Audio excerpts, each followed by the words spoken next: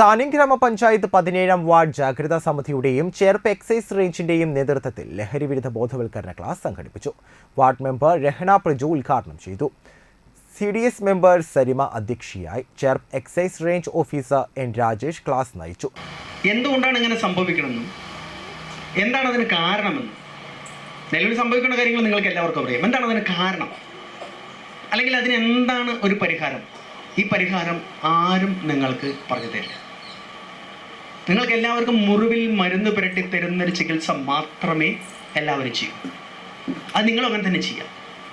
ചിലപ്പോൾ നിങ്ങൾ മുറിവിൽ മരുന്ന് പുരട്ടുക പോലും ചെയ്യില്ല. ചിലപ്പോൾ ഒരു കൊറോണ വന്നു കഴിഞ്ഞാൽ നിങ്ങൾക്ക് വാക്സിനെ തരുള്ളൂ. ഇനി കൊറോണ വരാതിരിക്കാനുള്ള ഒരു മുൻകരുതലും തരില്ല. അല്ലെങ്കിൽ നിങ്ങളെ മനഃപൂർവ്വം നിങ്ങൾ മറക്കപ്പെടും. ഇപ്പം നമ്മളുടെ സമൂഹത്തിനെ ബാധിച്ചിരിക്കുന്ന, അല്ലെങ്കിൽ നമ്മളൊക്കെ വിചാരിക്കുന്ന നമ്മുടെ ഈ പുതിയ തലമുറയ്ക്ക് എന്ത് സംഭവിച്ചു, അല്ലെങ്കിൽ എന്താ ഈ കുട്ടികളൊക്കെ ഇങ്ങനെ എന്ന് അവരെ കുറ്റം പറയുന്നതിനിടയിൽ നമ്മളും അത്തരത്തിലായി പോയ ഒരു സമൂഹം.